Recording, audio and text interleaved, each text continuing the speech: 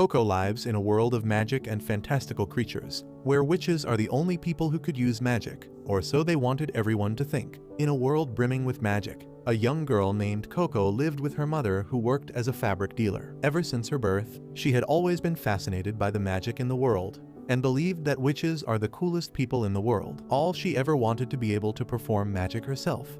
But she knew that she was dreaming about something impossible, as her mother told her about it multiple times, that witches were born and not made. She was a hard-working girl who took all the fabric to a nearby pond to wash them by hand and make sure that they were perfect for the customer. Even the pond was blessed by a witch, as no matter what, the pond cleaned itself with magic so that humans can use it for washing clothes and even bathing, without corrupting the waters, which were also a life source for the animals living in the area. Coco returns back to her house after washing all the clothes and climbs on top of the roof to dry them out. While pretending to be a witch who knew how to make things fly, she suddenly notices a flying horse carriage right over her. She was delighted to see the magic in the air, but to her surprise and happiness, the carriage started descending near her house. She immediately gets excited and runs down the staircase to find her mom and tell her about it. But when she opens the door, she ends up bumping into a white-haired man who is trying to act like the discount Gojo Satoru. She immediately apologizes to him, and he smiles at her, claiming that it was his fault as he was standing at the wrong place. Before she could reply to anything, she overhears a bunch of women going over the fabric in the store for sale, and discussing how they can't believe that they are getting such amazing fabrics in the middle of nowhere. Her heart fills up with joy as she wonders whether these are the people who came in the flying carriage. But Gojo tells her that he is not with them actually. Coco's mom tells her to stop standing there and help her with the customers.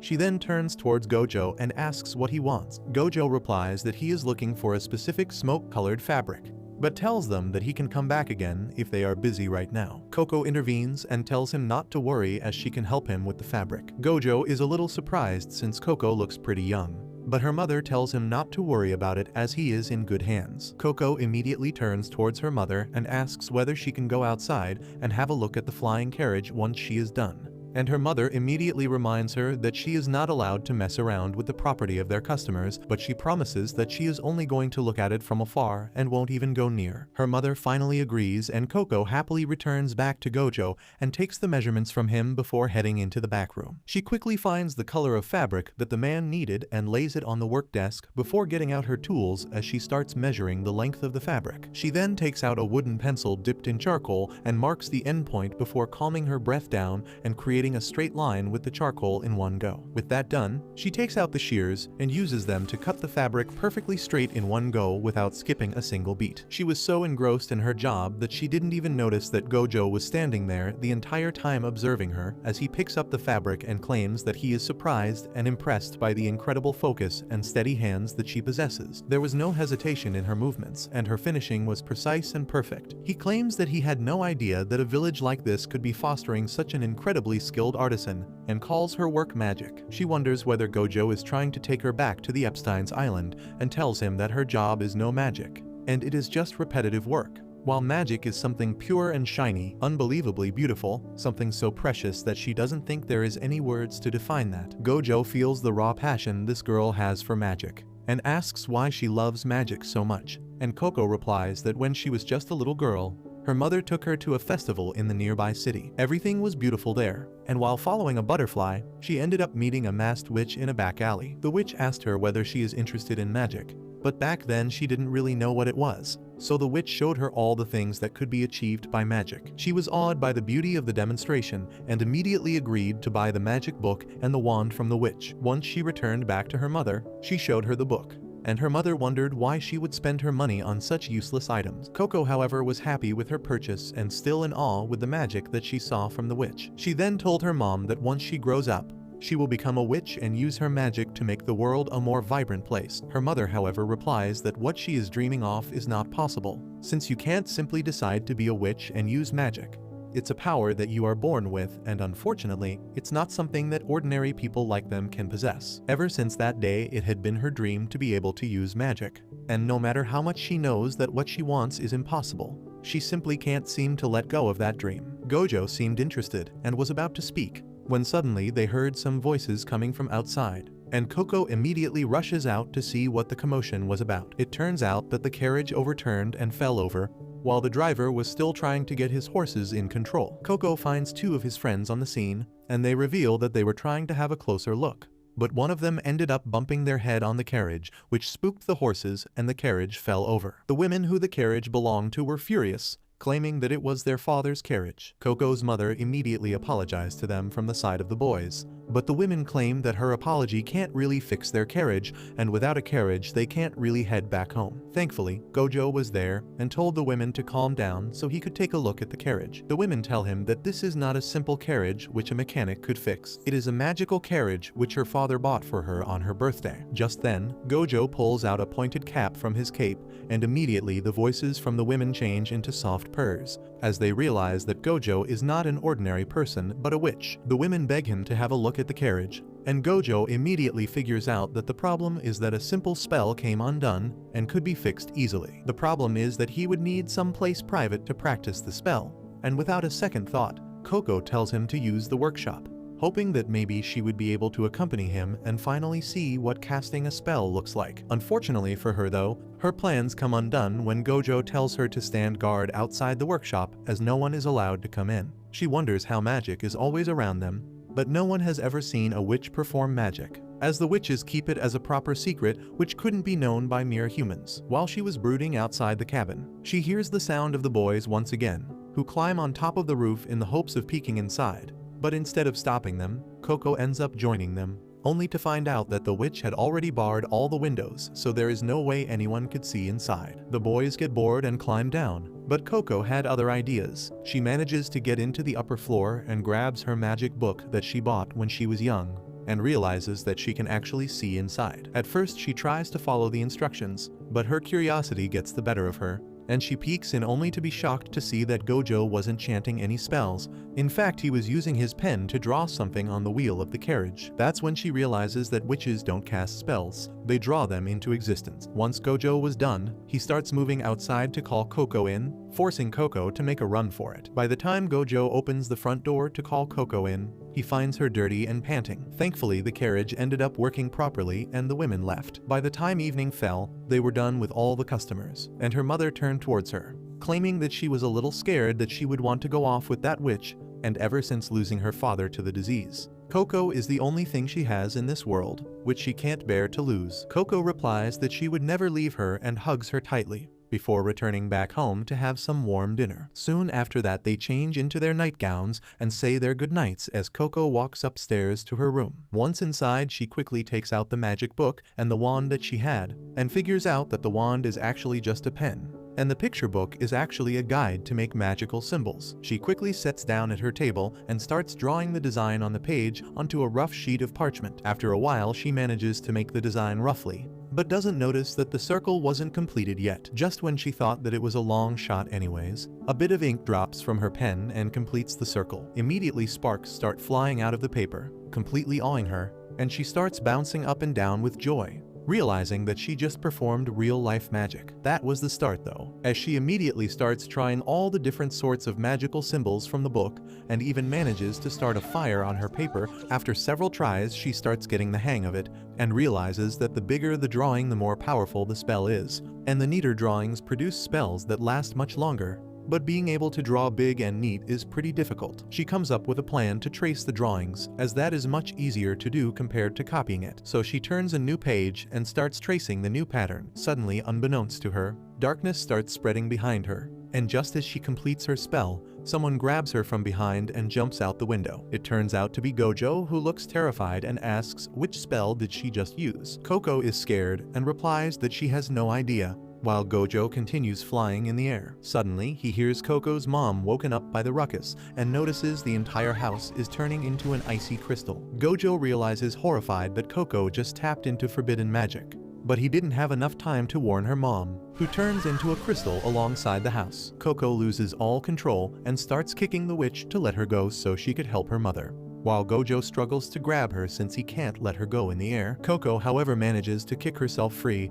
and would have died for it, if not for Gojo saving her at the very last second from becoming a pancake. Coco, however, is beyond terrified and doesn't care about anything as she rushes straight at her mother. She would have gotten turned into a crystal as well, but Gojo picked her up at the last moment and took off into the air once again. Coco cries relentlessly, apologizing for using magic as she didn't know what would happen, and Gojo believes her. He claims that it was all kept a secret from the masses to prevent tragedies like this. All a person need to do magic is a special ink and a set of casting seals. That's all needed to perform magic. But the one great rule amongst the witches is to never reveal that information to anyone. Since now Coco knows the truth, he has no option but to remove her memories, but Coco begs him not to, as if she forgets about everything. How will she save her mom? She claims that she knows all the drawings by heart and all she wants is to save her mother. Gojo suddenly realizes that the person who sold her this book might be one of the evil gangs of witches who are working against the witches, and realizes that this girl's memories might link one of the members to the gang. Coco asks whether they could save her mother if they find out who sold her the book, and Gojo replies that there is a small chance of saving her that way. And Coco begs her not to erase her memories as she would do anything to save her mom. Gojo asks whether she will always keep this magic a secret and Coco agrees. He then asks whether she is going to try her best to learn and Coco gets surprised. Gojo reveals that if she is going to have the knowledge, it's best that she learns how to control magic. So from this day onwards, she is also a witch. The excitement and fear was too much for little Coco, and she soon ends up sleeping peacefully. By the time she wakes up, she finds herself chilly with the morning rays of the sun hitting her face. She looks around and notices that what happened was not a dream since Gojo is sitting beside her, and they are literally flying in a flying carriage. Gojo notices that she is up and tells her not to worry as they are very close to the location. He realizes that the poor girl must be really cold since she is still in her bedclothes, so he offers her a cape to cover herself with for more warmth. Soon a clearing comes into view, and he reveals that what they see in front of them is his personal workshop where he researches upon magic. And from now on, this is the place where Coco will stay and learn more about magic and control it. Soon they descend down to earth and Gojo continues walking towards the houses and tells Coco that she doesn't need to worry about her house. As before leaving, he spreads some special seeds in the area, which will soon create a protective barrier around the house to prevent any strangers from getting too close, since as of now they have absolutely no idea how powerful the spell she cast on the house is. Suddenly, Coco stops in her tracks and starts tearing up. Gojo is a little confused and walks up to her, asking whether she is hurt, but Coco replies that she promised her mom that she would never leave her yesterday, and not even a day has passed, and she has already left her behind. Gojo comforts her and tells her not to worry, promising that they will soon figure out what happened to her mom and get her out of the spell safely. But for now, she needs to wipe off her tears as this is going to be her home for now, till she learns how to handle magic properly. He immediately uses magic to create a water ball and puts it in a device before handing it over to Coco. She is still confused, but Gojo doesn't realize that and tells her to wash her eyes while he gets her some change of clothes. While she was still standing wondering how the hell she is supposed to use this water, a voice comes from behind, and she turns around to find another girl roughly her age with pink hair smiling at her, as she claims that as far as spells go, the one used in that water is pretty simple. She comes down and grabs the device out of her hand, claiming that this magic concentrates all the moisture around in the air and converts it into a ball of water, and if they want to use it, all they need to do is tilt it a little and the water will come rushing out. Coco is amazed by it and thanks the girl for teaching her how to use the device. Before she could wait for a reply, another girl emerges with blue hair, who greets Coco very casually before she continues on her path. Coco notices that the blue-haired girl is holding a bunch of pens and some ink, and realizes that these girls might be witches as well. She asks them about it, and the pink-haired girl replies that they are apprentices right now, and asks whether she herself is not an apprentice. Coco replies with a smile that it might be a little early calling herself a student of Gojo, since she knows absolutely nothing about magic, and it was only a couple of hours ago that she drew her first ever spell. The moment she reveals that, the atmosphere in the room shifts, as the girls look at her with fear in their eyes. The pink girl asks whether she is the one whose rumors they have been hearing since the morning, but Coco has no idea what they are talking about. The pink-haired girl tells her that there has been a rumor that an outside, who was a commoner, made use of forbidden magic, but her memories were not erased, and she was taken in as a student.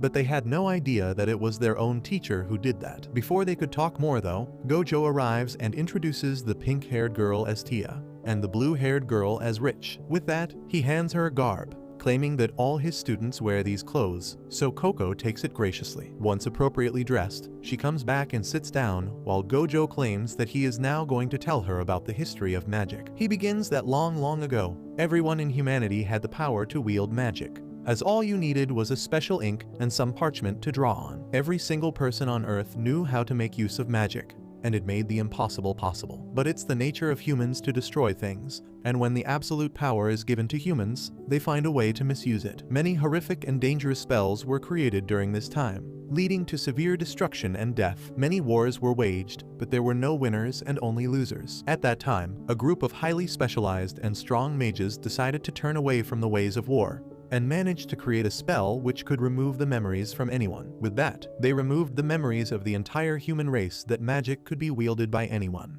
and only the disciples of those first mages were allowed the information to use magic. The rest of the world from then on believed that magic could only be wielded by a select few special individuals who were born witches. If the truth came out again, the world would again fall into chaos and destruction, just like it did in the times of old. That's the reason why this secret is so well guarded, and why the story of her using forbidden magic has traveled so far so quickly. Coco looks down with guilt in her eyes, and then asks Gojo, what exactly is a forbidden spell? With a look of sadness, Gojo replies that forbidden magic contains the spell from the days of war and destruction, that were forbidden to be used at the day the pact was made between the mages.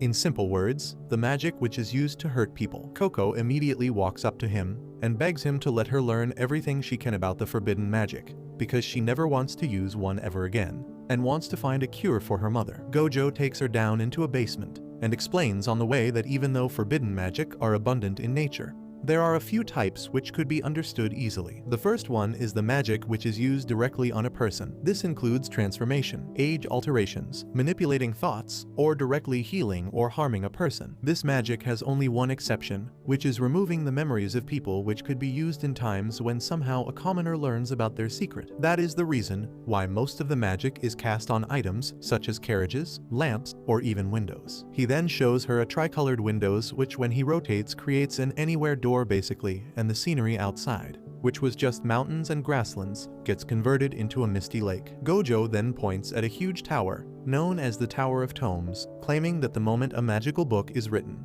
a copy immediately is created inside of it, so that no knowledge could be ever lost. Coco immediately tells Gojo to take her to the tower, as she will find the copy of her picture book non-stop. But Gojo tells her not to be so eager, and soon enough, a rumble is heard as a giant snake emerges from the lake and splashes water in through the window, knocking them down. Gojo turns back the window to return to their normal place, and explains that in order to reach the tower, they would have to go through the librarian's trial first. He explains that the Tower of Tome is guarded by 4 librarians, and in order to reach the tower, she will have to pass through all of their trials, which means that she will have to become an excellent witch before she could think of doing anything else. He realizes that he might have been too hard on the very first day, so he turns the scenery once again to a meadow of white flowers, claiming that the magic which is not forbidden is the one which brings everyone joy, so they should start there and then slowly move ahead. With that, he brings her down to her room and claims that she will be sharing a room with her roommate, whose name is Agate, which is a very risky name in my opinion. He claims that they will share one workshop and their bedrooms are still separate. With that, he gives her time to settle down while he returns to tend to some other businesses. Coco looks around the workshop eagerly, thinking about how she always dreamt about where witches work, and now she is seeing it in person. But before she could touch anything, a voice calls from above, and she looks up to find a short-haired girl hovering above. Coco gets out of the way, and the girl lands down, claiming that she is Agate and will be her roommate from now on. Coco warmly greets her, but Agate seems very cold. She coldly asks whether she is the famous outside they all have been hearing about, and Coco looks down at her feet sad. Agate then very coldly claims that she must feel bad at the fact that because of her mistakes, her mother would never be flesh and blood again. Coco immediately tries to defend herself and claims that she is here to fix that, and she will work hard as an apprentice to become a good witch. Agate, however, seems hell-bent on starting a fight, as she seems to be jealous at the fact that everyone has to work so hard, study so much, give exams till their hands are stained in ink, but even then only a few ever get the chance to be an apprentice. But a commoner who has never done anything just became an apprentice after using forbidden magic. Before things could get heated though, Tia and Rich enter the room to call the others down for dinner. That night they have a simple meal of bread and vegetable soup, and the next day, her journey starts. Gojo comes to her room to teach her and hands over a bunch of tools which would get her started with her journey as an apprentice. He first teaches her about all the different elements of magic, which are the same as any other magical world. Water, wind, fire, and light. They are drawn as a specific symbol inside a seal, and then a circle is drawn around them. The moment the circle is drawn, the spell is activated. With all the new information causing an overload in Coco's brain, Gojo tells her to take it easy and try using all she has learned. Coco eagerly settles down on her desk and starts scribbling some symbols on the paper, but soon crumples it all up, but not before Gojo yanks it away. While she tells him not to look at it, as it looks ugly, Gojo checks it out and claims that it is normal for the first few symbols to look misshapen as she has just started learning, and tells her not to worry about it. He does note that the circle of the seal is not connected yet. That's the reason why her spell never activated. Once she completes the circle though, the direction of her magic turns out to be wrong, and a stream of water hits Agate directly, who was also studying. Her entire parchment gets ruined, which scares Coco, who immediately starts apologizing. Agate calmly walks up to her and points out that because one of her lines is longer than the other, that's why the water gushed in a certain direction. Gojo is happy with her attention to detail and reveals that he is going to the Great Hall of Mages for a couple of days. Until then, he tells Agate to help Coco learn about magic as much as she can. The moment Gojo was gone, Agate turns towards Coco and tells her that the cushy little lessons are over, and now she will take her true test and teach her. Coco was a little shocked, but decides not to say anything. And the very next morning, Agate takes Coco near the magic window and tells her to get ready to take her first test. Coco is extremely nervous as she has never done anything like this before, and wants to wait for Gojo to return back before they do anything like this. But Agate tells her that she passed this test when she was just 10. So it's a rite of passage that everyone needs to go through if they want to become an apprentice. She explains that the first test is going to be the consent of the crown, in which she is only allowed to carry 3 devices with her alongside her magical components. She has to then travel through the area and reach the peak of the data ranges on her own power, where she has to find and pick the diadem herb which is found there. Agate hands her a guidance orb, which will point her to the right direction, and also gives her the water magic device to carry water with her. Agate claims that even though she is allowed 3 items, she can only use 2 right now because of her low level, so that's what she should try with. Coco nods and puts everything in her backpack, while Agate turns the magical window to the location where Coco will have to start her journey. But before leaving, Coco asks whether she can have those magical pair of shoes as her third contraption. She claims that she saw Gojo use it when he saved her life, and she saw Agate use it too the other evening, and wonders whether she can borrow it for the test. Agate lets out a sight and takes out her shoes before pushing them in Coco's hand, and then pushes her out of the window so that she can start the test quickly. Once Coco was out in the jungle, Agate calls out to her and tells her that she should try her very best, as everyone is only allowed to give this test once, and if they fail, they will never be allowed to become an apprentice ever again. With that, Agate disappears, leaving Coco completely on her own in the middle of nowhere. Coco gets back up, but suddenly feels terrified of everything in this new area. She talks to herself and manages to calm herself down, after which she takes out the guidance orb and realizes that she has absolutely no idea how this orb works. Suddenly, the thing inside the orb starts levitating when pointing in a certain direction, while it stays still if pointed in a different direction. Seeing this, Coco decides to follow one of the paths where the orb is showing some movement,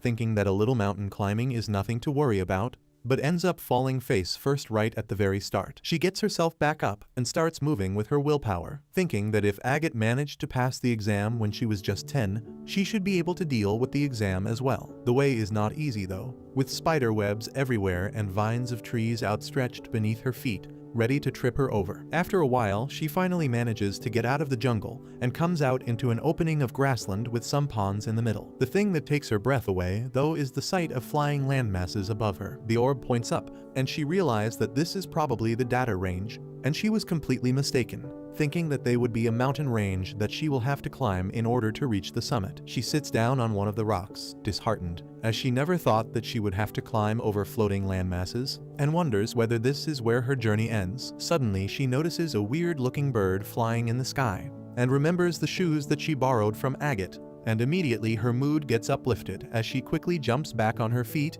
and orders the shoes to fly. Nothing happens apart from a strong gust of wind which causes her to lose balance. She quickly goes back to the log and checks the sole of the shoes, only to realize that there are some magical circles on the shoes, but they are divided between the two equally. This gives her an idea, and she stands once again and puts both her feet perfectly in line and brings them closer to complete the circle. The moment her feet touch each other, a green magical energy appears beneath her and slowly lifts her up in the air. She is beyond excited to be able to fly, but out of her excitement, she ends up losing her balance and falls back on the ground. She doesn't accept defeat though, as if she can fly, she will be able to reach the summit in no time. She gets up once again and brings her feet closer so she can fly again, but ends up launching herself like a Coke bottle with some mints inside and flops on the ground once again. She remembers Gojo's words about how she needs to walk before she could learn how to run, so she starts working on her basics and manages to float just a little above the ground and move forward. By the time evening fell, Coco was confident enough in her balance that she started going a little further up. Finally, she decided to try out reaching the first floating landmass and gives herself a sharp boost, reaching the top of it almost perfectly. But when she tried landing down, she ended up messing it and slips down from the land directly below. She starts panicking as beneath her is hard ground, which would break every single bone in her body, so she activates her flight once again and runs into another floating mass, where she grabs onto one of the vines, but that breaks as well, forcing her to struggle to find another vine which she can hold on to. Thankfully, she saves herself from falling down into the lake and holds on for dear life, while the sun sets over the horizon. She takes a deep breath to calm herself down. Coco drags herself out of the lake and starts squeezing the water out of her clothes, even removing her shoes, only to see that they are completely caked in mud and dirty. She decides to do some cleaning and takes out a piece of cloth and starts cleaning the shoe, without ever thinking about the magical seal. The worst happens and the magical seal ends up being wiped off,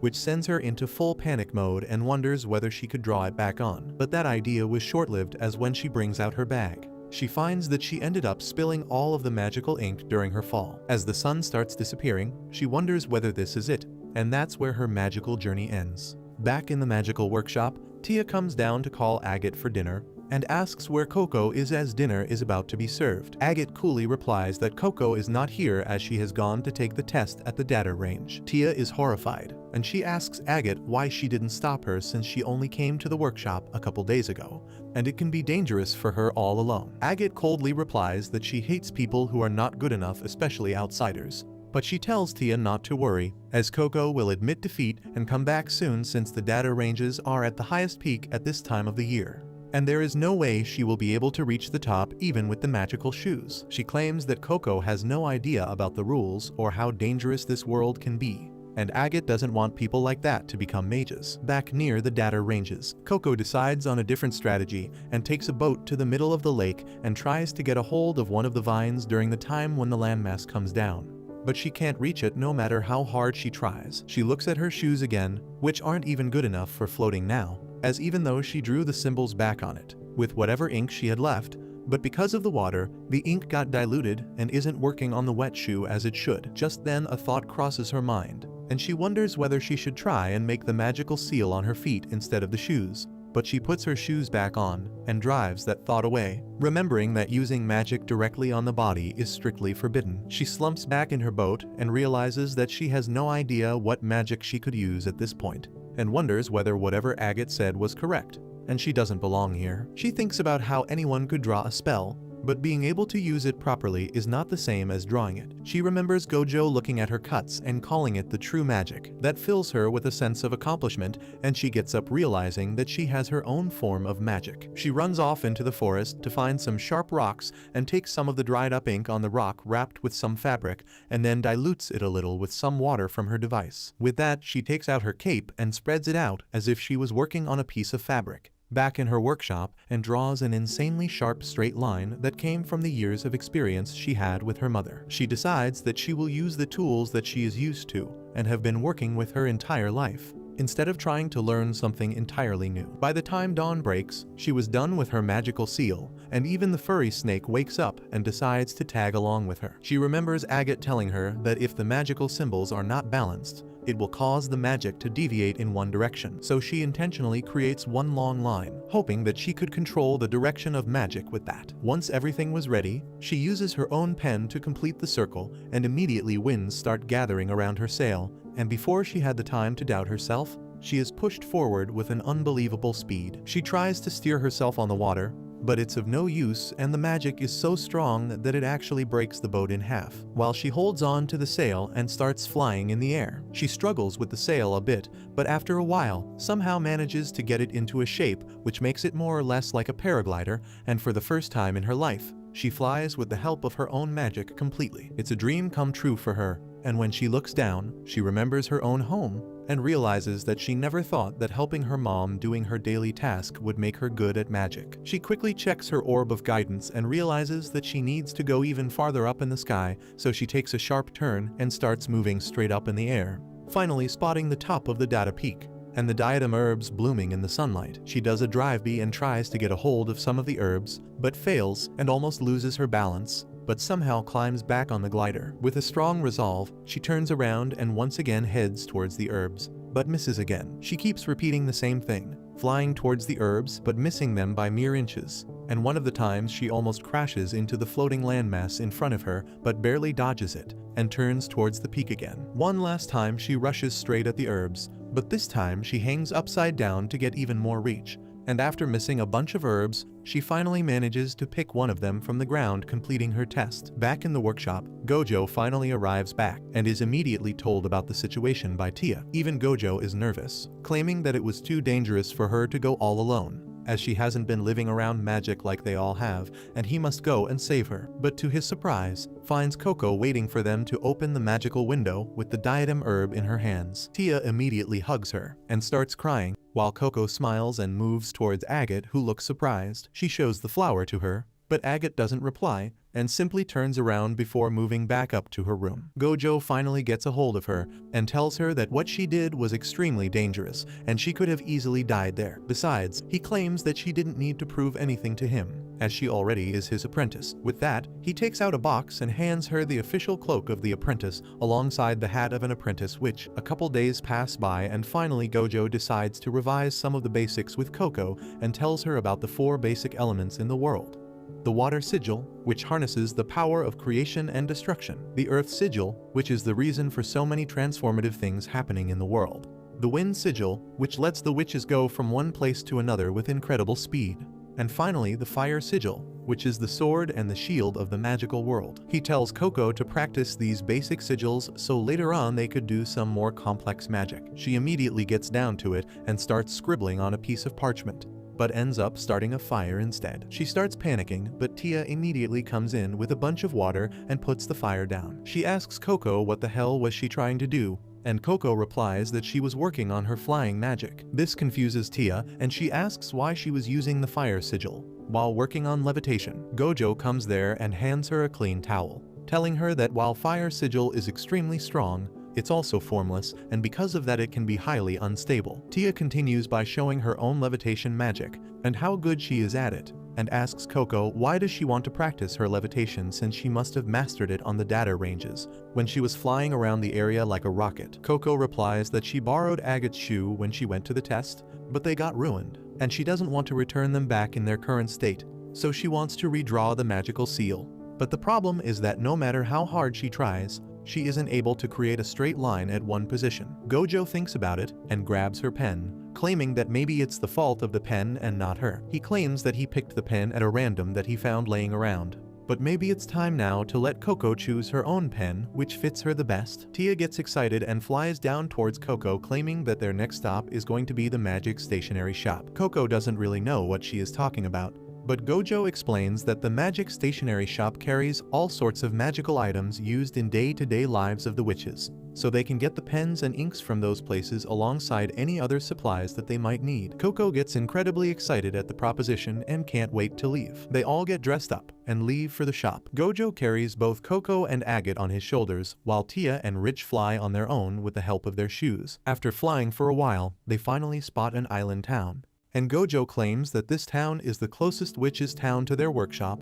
so they buy all their stuff from here. Once they land down into the town, Coco is beyond overwhelmed as she sees witches and mages walking around the town as if it's the most normal thing to do. Young witches play around with magic, while scholars talk about which ink is the best for which purpose. Gojo decides to tell Coco the history of this place and claims that a long time ago there was a constant threat of some monstrous animals known as the moleworms, which could attack the cities at any point. To defend against such an attack and to get quick information in case they have to evacuate, the witches created this island with a watchtower on the top. Then as more witches gathered around this area, this island slowly started becoming a town, and now is one of the most bustling places for witches in the area. Agate ends up interrupting Gojo, and tells them that she has better things to do than to be a tour guide for Coco, so she is going to go ahead on her own to the shops she wanted to visit. Gojo tells her to meet them at the magic stationery shop, and then turns towards Coco and asks how things are between her and Agate. She replies that they are not the best right now, but she hopes to become a friend of hers soon enough. With that bit of optimism, they enter the town and start exploring the area,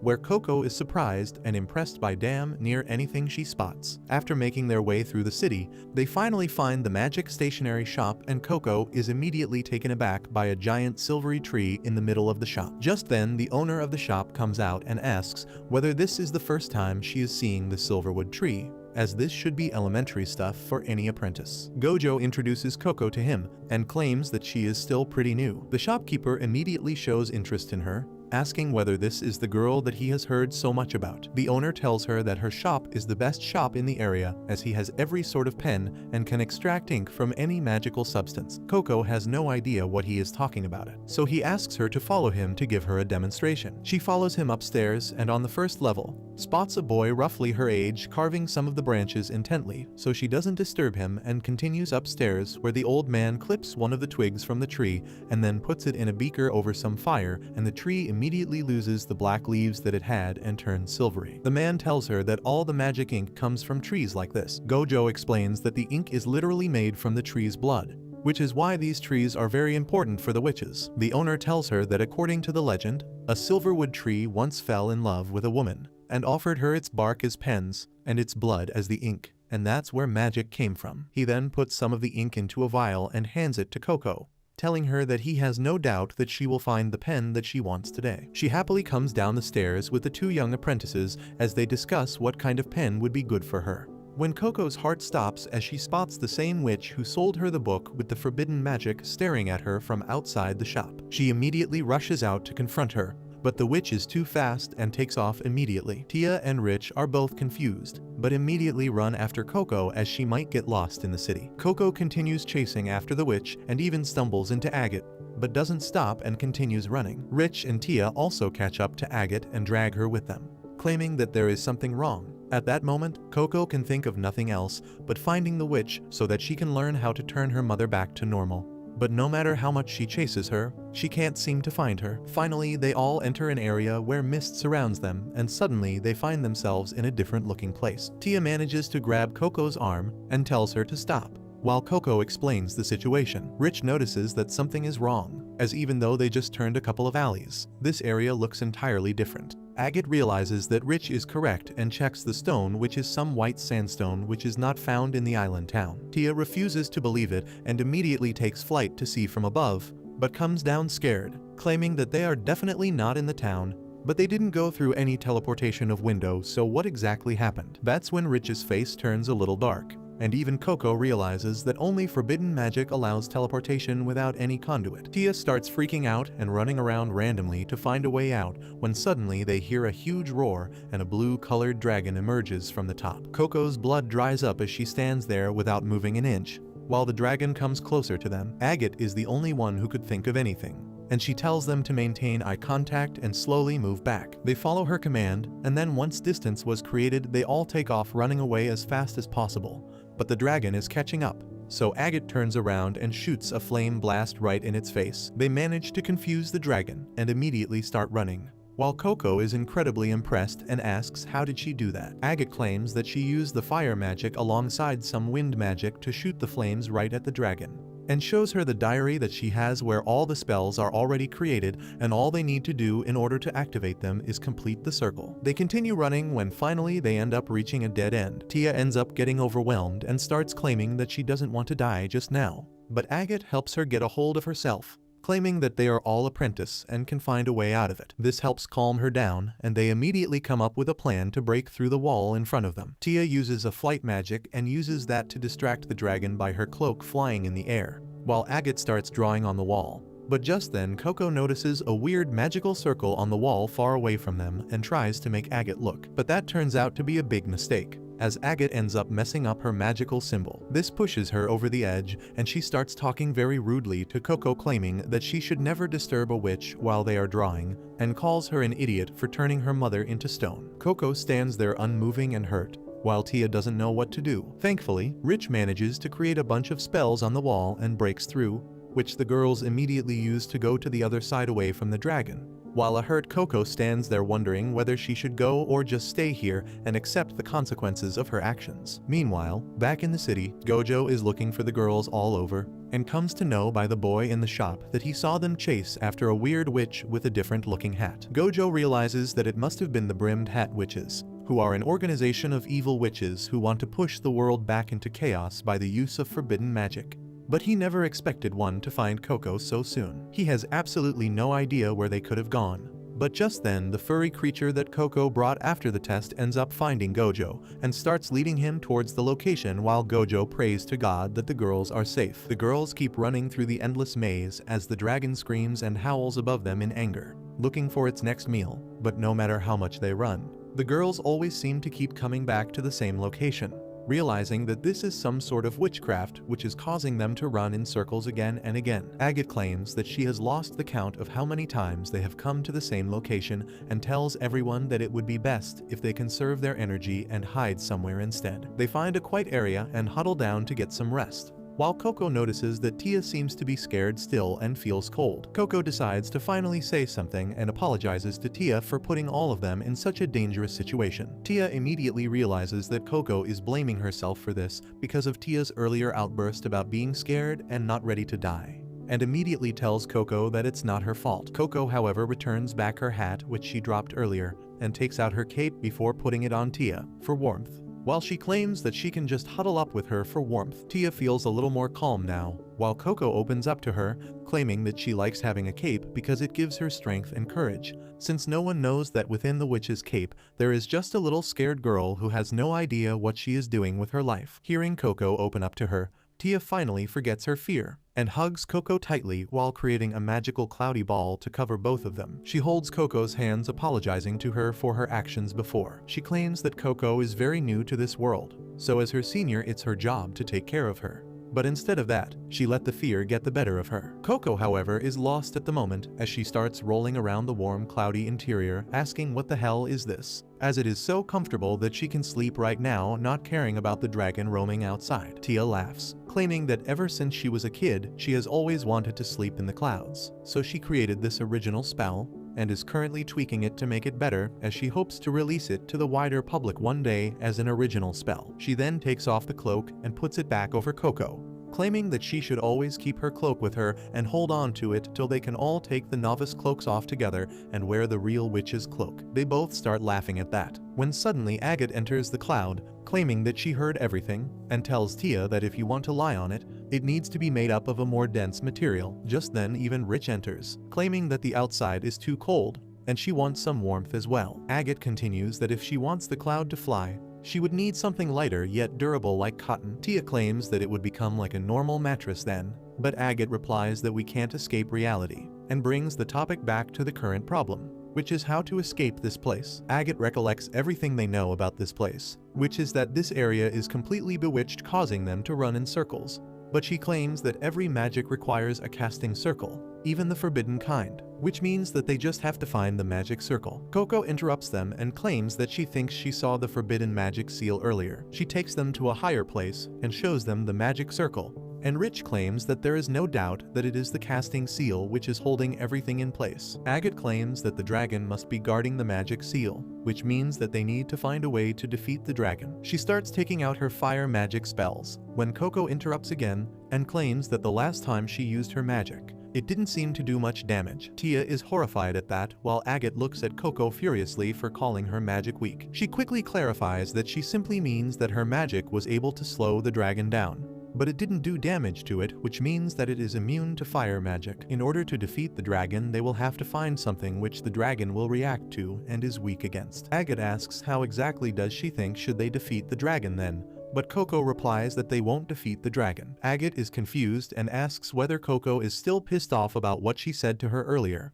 but Coco replies that it's nothing like that, and she simply thought of an interesting idea after looking at Tia's spell. She takes a rock and draws it on the nearby wall to make the others understand and claims that instead of taking the fight head-on with the dragon, they simply create a huge cloud bed for it. She tells them that maybe just like them, the dragon is also cold, and if it tries the warm cloud and finds comfort there, it might just stay there instead of chasing after them. Agate thinks that the idea is a little far-fetched, but Rich is 100% on board, claiming that no one can refuse a warm bed, even a dragon would love to sleep peacefully in a warm place. Agate still can't wrap her head around it and tries to think about it more critically. While Coco goes up the stairs to see where the dragon is at, she tells them that they should try this idea out as they have nothing to lose anyways. And that strikes a chord with Agate, who realizes that Coco is not wrong. Coco continues that she doesn't want to hurt anything, not even the dragon, so she would want to show it the gentler kind of magic, where it can feel safe and secure. Both Rich and Tia manage to convince Agate as well, and Tia hands her pen to Agate since she draws the best seal and is the most experienced of them all. Agate takes the pen and starts drawing the magic seal to try out different variation of the cloud, as it needs to be light enough to float, but strong enough to take the entire weight of the dragon. Tia advises to use shredded paper, but they don't have enough to make the spell. Coco and Rich offer their own idea in the form of using their cloak or their hair for the cloud, but none of that is enough. Just then Agate thinks about only if they had sand around them, they could have tried it out, and remembers that with the wall breaker spell they can actually create very fine sandy particles. Agate claims that they should make multiple smaller magic seals for that, as it would create a finer sand, and since small seals are Rich's specialty, she gets to work drawing the seals at an incredible speed. Agate then turns to Tia and tells her to create a spell to pack the sand tightly together, while she would work on how to create a spell which would envelop everything to create a warm sanctuary. Coco immediately asks whether there's anything she could do to help, but Agate tells her to simply wait and watch, as there is nothing she could accomplish with her current skill set. They all get to work, and Coco notices that Agate has discarded a bunch of magical seals that were not to her standards. She picks one of them up and checks it out, only to be surprised by how perfect the circles are. She sneaks closer to Agate to get a better look at how she does it, and realizes that she practices drawing the circle in the air a couple of times before actually drawing them on paper. She realizes that both Rich and Tia are also doing the same, and that's the reason why their circles are so much cleaner than her own. She decides to practice as well, and starts scribbling on her notebook while time slowly passes and everything turns dark. The area starts getting even cooler and Tia asks whether they should start a fire. Rich claims that she is out of paper, while Agate is still racking her brain on the spell, which could create a cloud where the dragon could stay. They start thinking about the problem together and Agate wonders whether there is a simple solution that she is overlooking. But just then Coco takes her attention as she managed to draw a fire sigil perfectly so that it stays contained instead of going berserk as it was doing before. Tia and Rich both congratulate Coco for being able to draw such a perfect magic circle, while Agate looks at all the failed attempts that Coco had when something strikes to her. She tells them her plan, and they all get ready to execute it. They start running together and moving in groups of 2. Tia runs with Coco while Agate takes Rich with her. They all take their positions and start drawing on the ground, anxiously looking back to see where the dragon is. Once everything was completed, Coco gives the signal to complete the circle and activate the magic. With that, they start activating all the circles that they drew on the way, causing explosions everywhere, which grabs the attention of the dragon. It turns out that Agate realized that the way to solve the problem is repetition magic. They will simply create a lot of explosions which will create a cloud of fine warm dust, and enclose it with repetition magic, which causes the dust to keep being regenerated again and again. This would be dense enough to take the weight of the dragon as well. The plan turns out to be a total success as the dragon jumps on the cloud and lays down on its back to take in the warmth. The girls celebrate, but Agate tells them that the job is not done yet. They quickly move past the dragon and make their way up to the magic seal,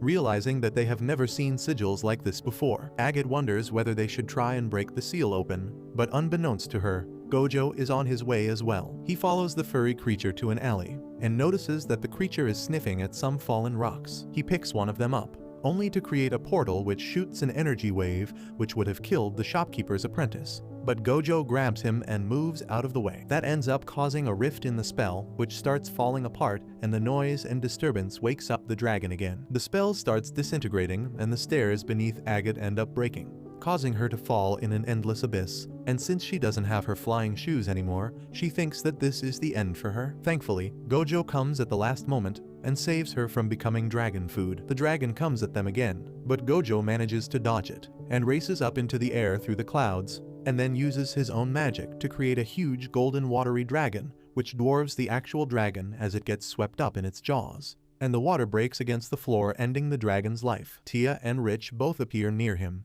crying and thanking the god that he came, when he notices that Coco is not with them. It turns out that the evil witch got a hold of Coco, who goes unconscious while the witch tells her that she is getting Coco ready for her duty and promises to teach her things that Gojo never could. With that, she disappears, and the next time Coco opens her eyes, she finds herself in the alleyway of the island town surrounded by Gojo and the others. Gojo claims that they found her on the staircase unconscious, and suddenly wonders whether the evil witch did anything to her memories, but Coco claims that she is okay, just a little shaken up. She finally lets go of her emotions and starts crying, apologizing for putting everyone in danger. But Gojo puts her hat back on, claiming that from what he heard, they showed incredible skill and determination to survive in there and should be proud of it. With that, he collects all his apprentices and starts leaving. But before that, he tells the shopkeeper to have a look at the ink used to cast the forbidden magic spell, and tells him to keep it off the books. The shopkeeper laughs, claiming that if forbidden magic is concerned, he will have to report it in. But a single look from Gojo stops his words in his mouth,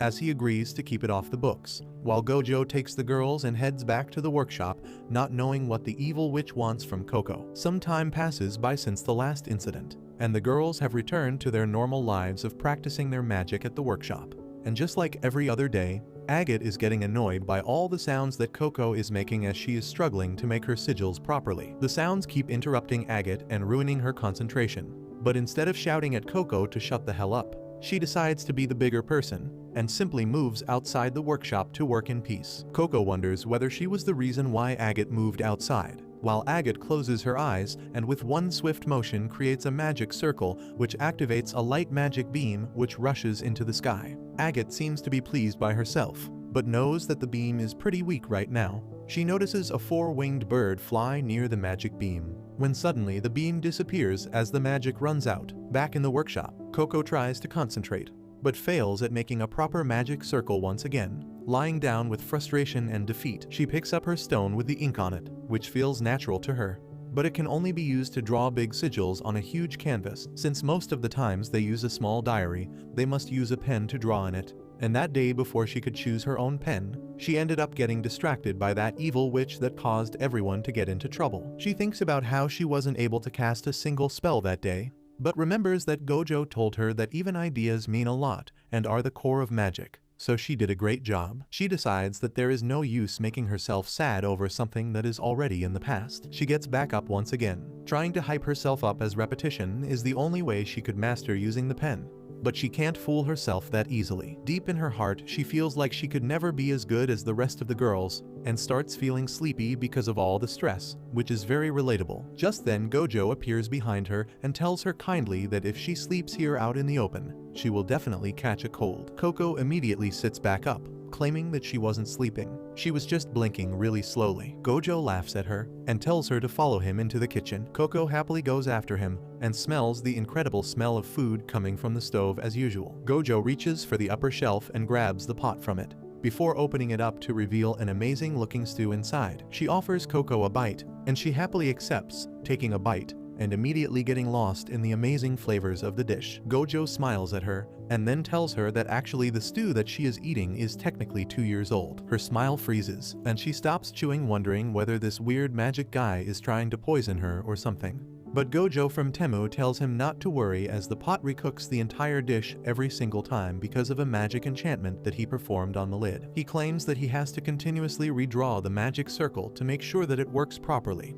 Otherwise, the circle will just disappear. Gojo then brings out some yams and lays them out on the table. Coco smiles at him, claiming that she really likes it and Gojo tells her to bake one for him. Coco looks at him confused, but Gojo tells him that she already knows how to create a fire now with her magic, so it shouldn't be very difficult. With that, Gojo starts prepping some ingredients, while Coco very carefully draws the fire sigil and creates a small controlled fire, which makes her really happy. With that, she grabs the yam and tries to put it on top of the fire to roast it, but the yam simply falls through it and extinguishes the fire. Gojo turns around and tells her to add the sign of levitation as well so that the yam floats in the air while it gets roasted. Coco tries again, but this time she ends up drawing a bigger circle which completely burns the yam. Gojo smiles at her and tells her to keep trying. Coco nods and keeps at it, drawing one magic symbol after another, discarding the ones that don't work, when finally she gets it drawn perfectly, and the yam stays inside the fire, slowly getting roasted. She picks it out of the flames with some tongs and hands it over to Gojo, who congratulates her success and open the yam up only to see that it's been perfectly cooked on the inside too. He then asks Coco whether she still feels sleepy,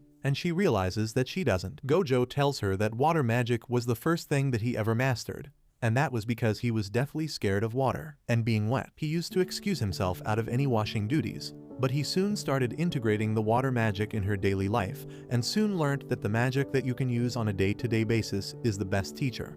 Coco wonders how she could integrate magic into her life, and Gojo replies that she can try to learn how to cook, as that oftentimes uses multiple different kinds of magic and is fun as well. Just then, Tia and Rich both come down smelling the scent of the baked yam, and Tia immediately claims that she will grill the cheese, but Gojo tells her that he wants Coco to do that this time. They all get to work, preparing an amazing spread for some supper, and Coco actually manages to melt some cheese using her fire magic by drawing a really small magic circle. Finally, the burgers are created, and Coco suggests that they should eat it outside. Gojo thinks about it, and the idea of a picnic is actually pretty enticing, so he goes off to prepare the rest of the things. While Agate also arrives, Coco asks Agate whether she wants to come with them on a picnic, but Agate obviously has to act tough, so she tells them to go ahead as she will eat while she is practicing her spells. And anyways, it's raining outside. The girls seem pretty down, as the weather was pretty good just a couple moments ago. But Gojo comes from behind and asks why the long faces. He simply walks outside with a spell on himself, and everything around him turns sunny and bright. The girls are beyond impressed seeing what he can do as they all start walking with him for their little picnic. While it rains everywhere else, they walk beneath a stone bridge and set up a lantern before sitting down to eat. They have an amazing time eating all the delicious food they brought, and soon enough even the rain clouds start disappearing. A rainbow appears in the sky, which fills Coco's little heart with joy, and she jumps down on the ground telling Gojo and the others that she is going to get Agate, as well as she wants her to see the beautiful rainbow with them. She runs through the field and reaches back to the workshop. But just as she was about to knock, the door opens and a tall witch with a dumb-looking goatee emerges from the house asking Coco who the hell she is. As he has never seen her before, he wonders whether she is a messenger of some sort, when Gojo comes running after her, claiming that they should get back in as a storm is coming. Coco immediately hides behind Gojo and shouts at the man that she is Gojo's apprentice. The goatee man is annoyed and asks Gojo what is this girl talking about and how can he take an apprentice while he was gone. Gojo replies that it was a little sudden and the circumstances were very different, since this girl was the victim of forbidden magic. The moment the goatee man hears about forbidden magic, his demeanor becomes even colder as he immediately grabs Coco by the arm and starts dragging her out, claiming that he would have nothing to do with the brimmed hat evil witches and that he is going to turn Coco into the Knights of the Witches, as they will deal with her. Coco tries to stop, but the witch is too strong. But just then the rain falling around them stops, and the water rushes to create a wall in front of them, as Gojo uses her magic to stop the witch. He tells the man that even though he is a dear friend, he can't allow anyone to touch Coco, let alone turn her into the Knights. The man is surprised that Gojo would use magic on him, and asks who exactly is this girl. But Gojo tells him to come inside first, and then they can talk about it. Once inside, the man named Rujo sits by the fire as Gojo tells him everything that happened, and he gets annoyed, asking Gojo that this was the reason why he decided to take an outsider into the world of witches. Gojo calmly tells him that the outside has a name. Rujo immediately apologizes to Coco, claiming that he doesn't mean to be rude to her, but witches don't have any other words for someone who is not a witch. Gojo introduces Rujo to Coco, claiming that he is a friend of Gojo and stays here as the watchful eye. He explains that witches that live outside the main towns or the Great Hall of the Mages are assigned a watcher over them to make sure that they don't break rules. Rujo is the watcher of his workshop. Rujo scratches his head claiming that it's his literal job as a watcher to not let things like these happen. But it seems like Gojo can't be convinced now. Gojo hands Coco a bowl of soup laced with some honey to calm her nerves. Gojo explains that he would have erased Coco's memories that night, but then they would have also lost the memory of that magic book that could lead them to the brimmed hats. Rujo angrily tells him that it's not their job to go after the evil magic users, and that's something that the knights take care of. Coco looks confused, so Gojo tells her that Knights of the Witches are basically people who are responsible for removing memories from any outsiders, going after the evil witches and making sure that order is maintained. Gojo claims that it's his fault that Coco learned the secret of magic. So if the knights were to erase the memories of Coco, they would have to erase his memories too, as he is the reason why she learned anything. Rujo knows that he can't let that happen, so he tells him that he is letting it pass for now. But if anything goes wrong, he will report it to the Great Hall. With that, he leaves back to his own room, while Gojo tells Coco that she has nothing to worry about as she passed the magical test with her own magic. He tells everyone to dry off and leaves to get dinner ready. Coco suddenly notices that her pet is missing, so she ends up making her way into Rujo's room, where she tries to be quiet and find the furry snake. But Rujo spots her and comes down from his nest. He hands Coco her pet, and she realizes that it's all dry somehow. Just then, Rujo connects the magic circle between his two rings and basically creates a warm hairdryer which completely dries Coco up. He tells her to leave, but she finds out that the stone beneath her glow when she walks on them. She screams in joy, claiming that this is the thing that made her fall in love with magic. Rujo tells her that this is his masterpiece and shows her how it works. But Coco is busy rolling around on the floor in joy, claiming that it is a very core memory of hers and thanks him from the bottom of her heart. Rujo starts blushing and kicks her out of the room, telling her not to come inside again. The next day is also just as dull as it continues to rain all day, while Agate tries to practice her magic, but keeps getting distracted by the sound of rain pattering on the window. She decides that this is a training of its own as she must learn how to concentrate. So she shuts her eyes and manages to draw a magic circle, which releases the same beam of light. Suddenly, she hears some commotion coming from below, so she hurries down only to find some humans at their door, begging Gojo to help them as one of the bridges collapsed because of the rain and a carriage got stuck. The man cries that his son is in that carriage, so Gojo tells him that he will be there immediately. He tells Agate to keep everyone inside, but Agate herself tells Gojo to take her with him, promising that she would not come in his way and will be of use. Gojo tells her that taking her right now is not something that he wants to do, as she is still young and hasn't even given her second test, which qualifies her to use her magic in front of the common people who will be present in a huge number at the location. He tries to calm Agate down, but she smacks his hands away, claiming that she has been preparing for that exam for years at this point, and she has practiced enough to be able to do any magic that she has learnt in front of the outsiders who are not witches. Gojo is still hesitant, but she speaks up, claiming that as his teacher, he should be eager to get her more experience so that she could get better. Gojo starts wondering how he could calm this little idiot down, but just then, Rujo also arrives from above, having heard everything, and tells Gojo that he will ready some of the healing spells and the anywhere window just in case of any emergencies. He also claims that he will take Agate ahead with him, which shocks Gojo, but Rujo tells him to calm down as these kids would be able to only learn properly from actual experience. Agate quickly runs off to fetch her cloak and hat, and obviously, hearing that Agate is going, both Rich and Tia decide that they are going to accompany Gojo as well. He worries mostly about Agate as he knows that instead of finding joy in the things that she has already accomplished at such a young age, she gets frustrated over the things that she still can't do. He worries that a mindset like that might end up resulting in her trying to run instead of walk and take a step which puts her in danger just because she wants to get better. A little while passes by as Agate sits on Rujo's horse in the heavy rain. He soon realizes that the ground beneath them is not very stable, and they will have to make sure that they are keeping an eye out on where they are walking.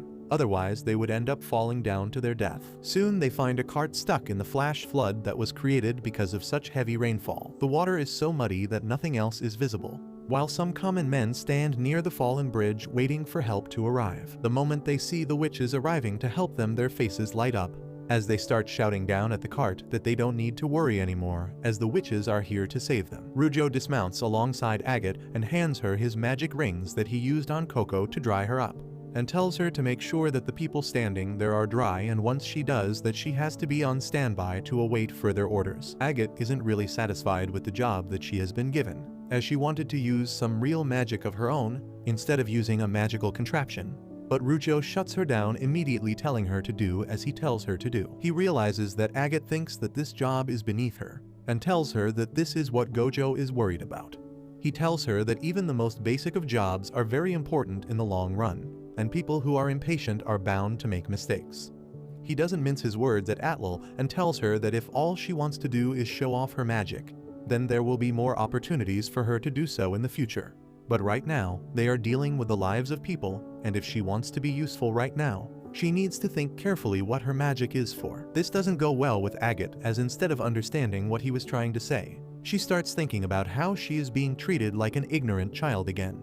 She works the hardest of any of the apprentices, but if she never gets an opportunity to show what she could do, then what's the point of it all? She makes up her mind that she is going to prove that she is a worthy witch, as that's the only way she could gain the confidence of her teachers. Meanwhile, the adults are busy with actual work. As Rujo jumps down on top of the cart in the rushing waves, while Gojo, who arrived alongside the other apprentices, also jumps down with a magical sword and starts hovering just above the water before slicing the oncoming water in half with his sword. And then he plunges the sword deep in the ground, parting the river as if he was a knockoff Moses, giving Rujo the opportunity to take the people who were stuck inside the cart out. The onlookers are amazed by what the witches can do, while Tia tries her best to tell them to back off, as it's not very safe near the cliff edges. Rujo immediately grabs the first child from the cart and flies back up to safety, telling Gojo to hold on as there is one more child inside. But even Gojo is struggling and thinks about how he doesn't really like water at all even now. Rujo quickly comes back and grabs the second child before flying back up, telling Gojo that he can come back now. So Gojo slices through the water to make some distance and then flies back up to safety as well. They both land down near the others and the kid runs to his parents, thankful to be alive, while the father thanks the witches from the bottom of his heart for saving his kid. Gojo tells him not to worry too much about it, claiming that his apprentices are also here and they will help with the injuries if any, but he turns around to see that all the girls are missing from their spots and are actually surrounding his magical sword that he used to part the flooded river in two. He walks up to them and they immediately start asking questions about the sword one after the other. He replies that the sword is named Raincleaver and is an original magic of his own. He inscribed a bunch of small magical seals on top of the sword and claims that with this many seals, the sword can even cleave through the ocean. Tia wanted to touch the sword once, but Gojo tells her that she can't touch it as magical contraptions and weapons can be insanely strong and if not used properly, can create a lot of trouble for the user and those nearby them. With that, he puts the sword back in its sheath, while Rujo tells him that he is going to check up river to make sure that no one else is stuck in the river. Gojo agrees that it's a good idea, claiming that he will check downstream then, and tells Tia to come with him while Rujo takes Rich with him, leaving Agate and Coco to look after the villagers there and make sure that they are not hurt. Coco seems to be happy with the job that's been given to her, but Agate seems to be a little pissed. They soon start tending to the wounded and applying medicine on the injuries, while Coco thinks about how she needs to quickly fix up Agate's flying shoes and give it back to her, as that's the only reason why she couldn't accompany any of the witches to survey the damage and was left tending to the wounded. While they were busy dealing with the wounded, they suddenly hear some commotion and check back only to realize that the idiot son who was just saved from certain death in the river is trying to go back down to get some of his stuff back from the cart which is stuck near the bank. He ties a rope around the tree and starts descending down the slope,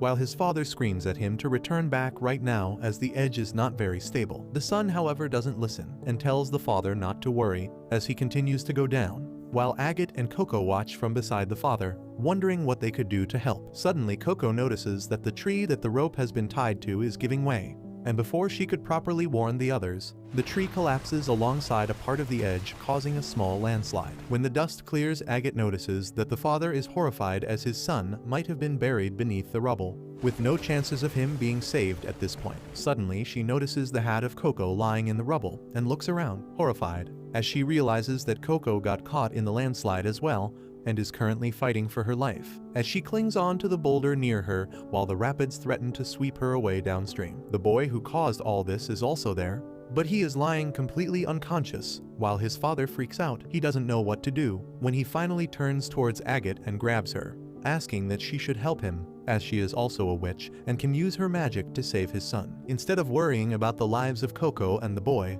she suddenly thinks about how this is her chance to show everyone that they were wrong about her, and that she is not a kid. The masters are not here right now, and she can't call them without her magic shoes, and since the situation is desperate, if she can use magic to save the day, everyone will have to believe that she is a very capable witch. Suddenly it dawns upon her what using magic in public means, as the people start surrounding her, eager to see her use magic, which starts putting a huge amount of pressure on her. She starts remembering her childhood and how she belongs to a family where she was abandoned, because they thought that her magic was average at best, and that she couldn't represent her family and will only bring shame. She starts feeling the pressure get to her, when Coco's voice breaks through to her, asking whether she can do anything from down there to save the boy's life. This breaks Agate out of her trance, and she starts thinking clearly for a second, remembering Rujo telling her to think about what magic stands for and how she can best use it to help people. She asks Coco to give her an idea of what the situation is down there. Coco replies that she is stuck on the boulder,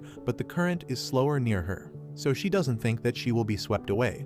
But she can't climb back up either, as the rocks are very slippery. The boy, on the other hand, is not in the best condition since he is unconscious and is pinned under a giant boulder which can't be moved just by human strength alone. Moreover, her entire satchel containing her magic gear is soaking wet, so she can't really use many magic spells. Agate starts thinking about what she can do to regain control of the situation, especially since she can't let the non-witches see her using her magic. Coco somehow manages to pull herself onto the shore and shouts at Agate to throw her Rujo's hairdryer rings. Agate quickly puts it in a bundle and throws it at Coco, who catches it and starts using it like a Dyson appliance, completely drying her satchel up, so she could use magic again. Agate realizes one problem though. Coco has never practiced doing magic in front of other people, especially when you have to hide it beneath your cloak and go with sheer memory to draw the correct spell. She wonders whether they risk the others seeing her create the spell, when she suddenly remembers that Coco is not alone. She quickly takes the attention of the onlookers away from Coco and towards her, as she claims to be Gojo's top apprentice and masterfully creates a spell beneath her cloak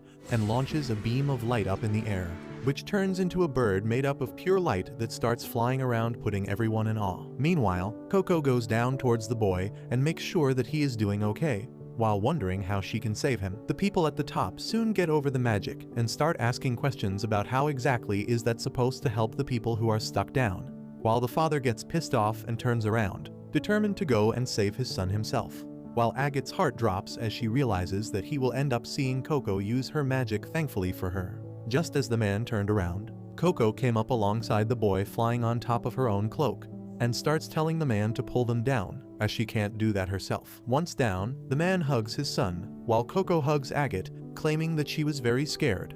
But then she used the spell that she saw them use when they were running away from the dragon, the spell that created a hole in the wall, so she used that on the rock to break it and carried the boy back up. Before they could celebrate though, a bunch of white ribbons surround and capture both of them, pulling them up in the air, while a bunch of witches with wings on their hats fly up to them, claiming that they are the Knight Morales, basically the witch police, and are here because someone used a taboo spell. Agate claims that there were no forbidden spells used, but turns down alongside Coco only to realize that not only the rock is converted to sand, but the entire bank seems to have been converted into sand. The police bring Coco up close to him, claiming that he will give her no mercy, and takes out a weird, eye-looking thing that starts moving towards Coco's eyes, while she is too scared to even scream. The cop tells Coco not to worry about it, as once when her memories are wiped out, she won't remember anything, not even the fear that she is feeling right now. She will just become completely blank and once again an outsider who has no idea what magic is. Agate tries to resist and claims that there has been a misunderstanding,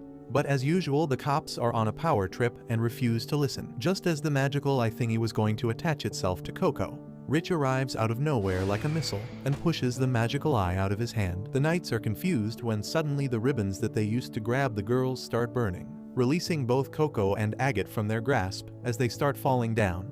But as they hit the ground, they realize that they are sitting on the cloudy magic spell that Tia has created. Tia stands in front of Agate and Coco, telling the knights that they are wrong, and something must be amiss since Coco wouldn't do anything like this. While the knights wonder what the hell is happening, they regenerate the ribbons, claiming that a bunch of children won't make them change their mind and they are not here to hear their pointless whinging. Rich gets annoyed, claiming that she hates adults who think children are subhuman creatures with no mind of their own, but the Knights Morales pay no attention towards her, claiming that at this point all of them will be punished for obstruction in an investigation. Suddenly, a voice speaks up from behind the leader of the cops, as Gojo arrives just on time, putting the tip of his magic sword on the cop's throat, claiming that for a person who doesn't want to listen, the cops do talk a lot. He claims that these kids are his apprentice, and they are not allowed to lay a single hand on his apprentices. The cop named East turns around, claiming that the kids seem to be just as insolent as their teacher, and Gojo snaps back, claiming that he would rather have insolent kids than whatever East and his little party is supposed to be. One of the cops immediately points his spear at Gojo, but East tells them to stand down, knowing full well that Gojo can blast the cops easily all alone. Instead, he decides to talk and tells Gojo that a terrain-altering spell was used to completely change the area, which is similar to the spell that created the data ranges where apprentices take their tests. He claims that these spells predate the formation of the pact and are considered as an act of war, which means that he is simply doing his job and trying to protect the realm. Gojo claims that even if that was the case, it's not fair for them to take someone's memory away without at least hearing their side, and moreover, he has never given his apprentices the tools or the technique to actually perform magic of such scale. East agrees that Gojo wouldn't teach these things, but he suggests that maybe the brimmed caps did. This puts a moment of hesitation in Gojo, but Rujo screams from the ground at them, claiming that instead of bickering up in the air, they should actually use their magic, as it was supposed to be used by helping the people here on ground who are struggling. Soon the witch cops start using their ribbons to yank horses and people up towards safety, while one of the cops cover the legs of the idiot boy who caused the landslide, while his father asks whether it can heal his boy. The witch replies that she can't, and will take the boy back to the Great Hall of the Witches where he will be treated. But the father grabs a hold of the witch, claiming that he saw them repairing their ribbons once they were burned and claims that they must be able to heal as well. But the witch tells the peasant to unhand him, or she will leave the boy as is and he is free to do as he pleases with him. The father immediately backs down and begs the witch to heal his son anyhow. East tells everyone to seal the area and get the outsiders to safety, and then begins his own investigation into the magic that caused this entire issue. He grabs the book that Coco drew in and confirms that the magical spell she drew is completely unremarkable and very basic, which is definitely incapable of destroying anything of this scale. But he is not satisfied yet. He grabs her arm and starts checking whether she drew anything on her hand, as the brimmed hats often use magic on their own body to enhance the spells, but he finds nothing but blotches of ink and calluses, indicating that Coco is indeed a beginner. Gojo moves in and claims that East has seen enough, but East is still not completely satisfied. He leaves with a threat claiming that they are going to open an investigation in this area, and if they find that Gojo and his apprentices are connected with this incident, they won't show them any mercy. Once the knights were gone, Gojo takes a deep sigh of relief, as he genuinely didn't know what would have happened if they didn't back off, and it came to a fight. He immediately apologizes to the girls, claiming that he shouldn't have left them alone, but at the same time, tells Coco and Agate that what they did today was very dangerous for the people around them. He claims that if any of them learnt the secret, all of them would have lost their memories to make sure none of them remember what magic is, and that's a horrible thing, as memories are what makes up a person, and without them a human would just become an empty husk. Both Agate and Coco apologize to him, and Agate thinks that because of this, she will probably not get a chance to appear for the second test anytime soon. But to her surprise, Gojo claims that even though it was dangerous, they managed to perform the spells without anyone learning the secret. So he tells Agate that he would arrange for her second test soon, and if she manages to clear that, she will be able to accompany him on outside jobs. Agate is beyond happy, and thanks Gojo, who makes her promise that she wouldn't use her magic in front of people before clearing the exam, and she agrees. Tia starts rambling about how she even wants to appear for the test, but Gojo claims that she is several steps behind and needs to work on the basics even more. Agate immediately wants Ott head back and start practicing for her test, but Gojo can't simply leave the area as is, so with the help of Rujo and his special pen, which has the ability to burn inscriptions on top of anything, they manage to create a bridge made out of compact sand which is durable, and creates a way for the river to flow once again as it naturally did. While checking out to make sure that the water was flowing all right, he notices Coco's hat and ink vial on the ground, so he grabs them and hands it back to Coco,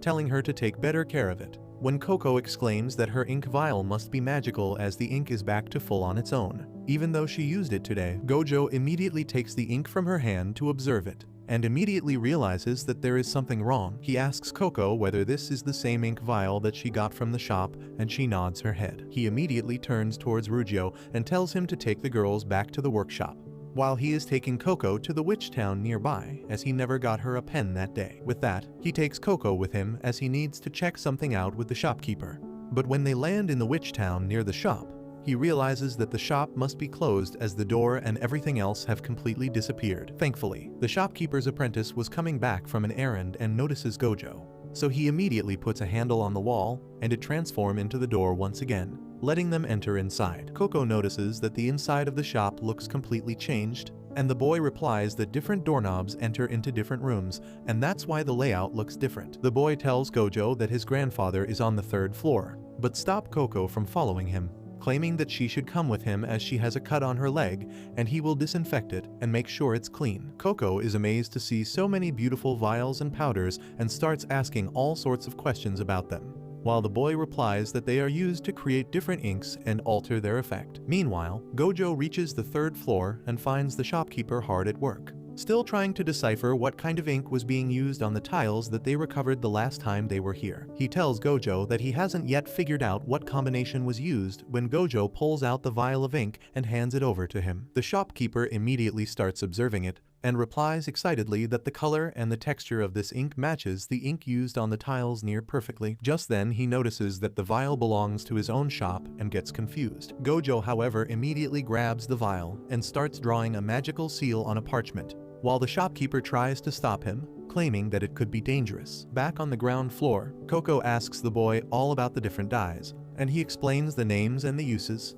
Some are used to increase the area of effect, some are used to alter the timing of the activation, some cause the casting seal to disappear after a while, and others change the way it actually behaves. Coco is beyond happy to be in a place that seems too magical to her, and claims that she wishes that she could stay here forever, which confuses the boy as no witch would want to be just a stationer. Coco spots a bright red powder on the top shelf and asks the boy what that is. The boy can't really see it, so she grabs a ladder and gets on top of it. Just then a bright light fills the room, completely caused by a magic spell used above them, which causes everything to fall on the ground. Coco is relieved that none of the jars are broken, but the boy is horrified, claiming that all the labels are mixed up now. Coco claims that they can simply replace the labels and starts asking which colored powder does what. But the boy screams at her that he doesn't know, as he only remembered them by where they were placed on the shelf. He then simply hands her the hat and tells her to leave for now, as there is nothing she could do. Back on the top floor, the shopkeeper gets up from the floor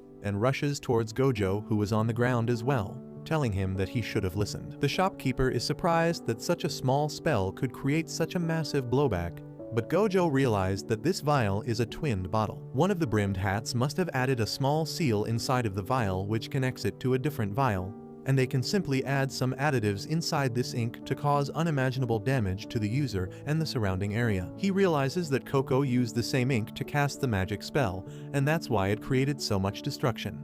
But now he has a link to the brimmed hats at last. The shopkeeper starts freaking out, claiming that this is above his pay grade and he must inform the Great Hall. But Gojo tells him not to utter a single word about this to anyone. The shopkeeper starts backing off, asking Gojo what the hell is he planning to do.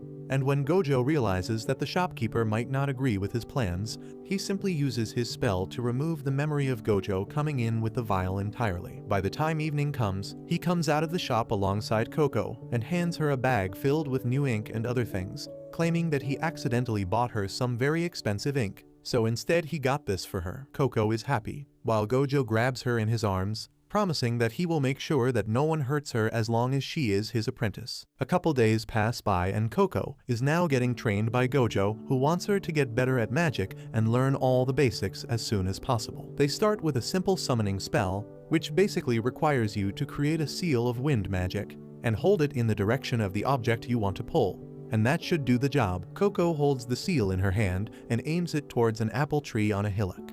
But instead of an apple, the entire small tree gets uprooted from the ground and flies towards them at a great speed, only to crash in Gojo, taking him down to the ground. Coco immediately starts apologizing for the mistake, while Gojo tells her not to worry about it and gets up dusting himself, claiming that the seal that she made this time is a little bigger than it should be. Coco pulls out the last seal she made on a different paper, which was a bit too small and produced a weak magical wind that only made the apples wobble instead of breaking them free from the tree. Tia is also there, and she suggests that maybe Coco should try angling the spell in the magic circle a little so that instead of just pulling it straight, The magic twists the apple a little, which might make it easier to break. Gojo agrees, claiming that the alteration might just work if done properly. He claims that the infinite ways of altering a magical spell is what makes it so modular and fit for different use case scenarios. Tia jumps up happily, repeating what Gojo told her, claiming that the purpose of repeating a lesson is trial and error. That's the hidden technique of getting better at something. You try a spell, which doesn't work, and figure out why it didn't work. Then you try it again, and if it works, you figure out why it worked. Gojo plants the tree back into the ground once more so it can grow bigger and stronger, while claiming that Tia is right and that she would become a great teacher one day. That really makes Tia blush, as she can't wait to become a master herself. But just as usual, Agate can't prevent herself from being a buzzkill.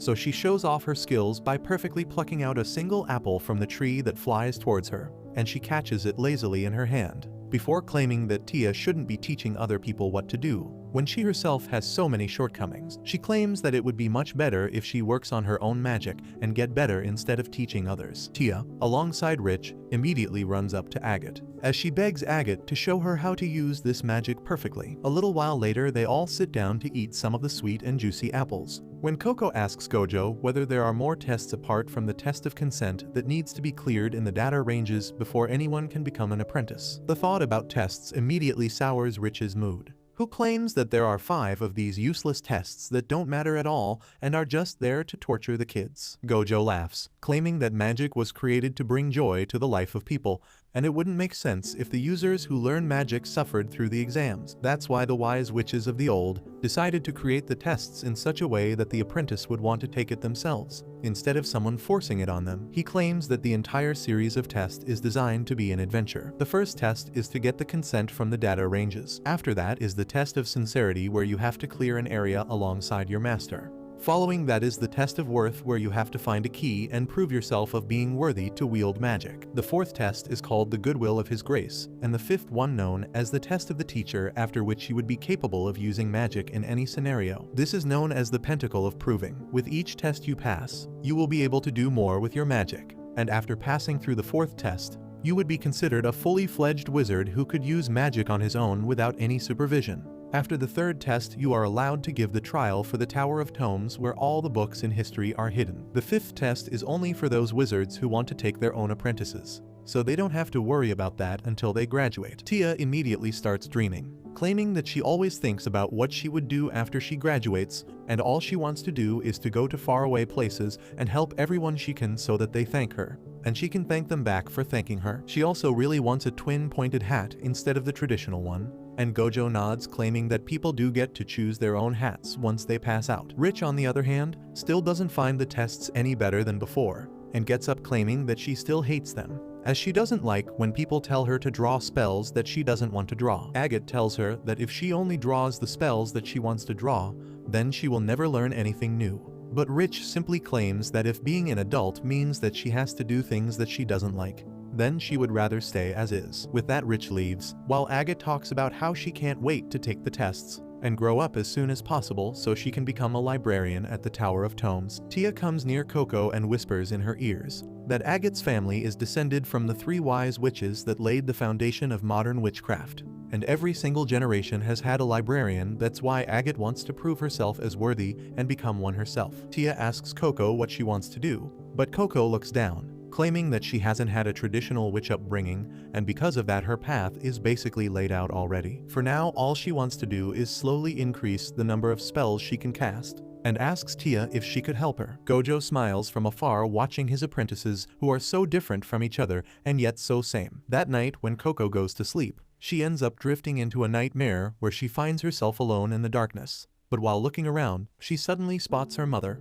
lovely as the last day she saw her. Coco immediately ran up to her and hugged her with all her might, apologizing for the mistake she made, which petrified her, while hoping that this dream never ends. But gods are cruel, and her mother turns into stone right in front of her all over again. She starts running away into the darkness screaming for help, while the voices of people telling her that she is a worthless waste of space echo in her head. She continues running and finds herself trapped in a glass vial with the brimmed hat looking down on her, claiming that she is the reason that the world will collapse, and tosses her back into an abyss. That was the moment when she wakes up tangled in her bedsheet soaked in sweat as she breathes hard, trying to figure out what's real and what's not. She hugs her furry pet and wonders whether these nightmares will ever end. And she already knows that they won't. She decides to get up and moves to her desk and starts scribbling on the parchment, trying to practice her spells when Agate walks in as well. Surprised to see her awake at night, Coco tells her that she isn't sleepy and would rather practice some, and returns back to her scribbles while wondering how many times will she have to practice these spells before she becomes capable enough to save her mother. Meanwhile, down on the lower floor, Gojo grabs some of his stuff and creates a magical wall all around him to isolate himself from the others, while he finally takes out the vial with the magical ink inside and grabs it with both hands as if it was the hand of a long-lost lover. He thinks about how there were some witches that processed the skills to heal any diseases, and they didn't agree with the Wise One's decision to forbid any spell used on the body. They claimed that banning the use of spells on someone's body will reduce the efficacy of the spells, but the Wise Ones declined. The healing mages started using their own magical twin vials, which they connected with one other so they can use special ink and continue doing the magic that they wanted.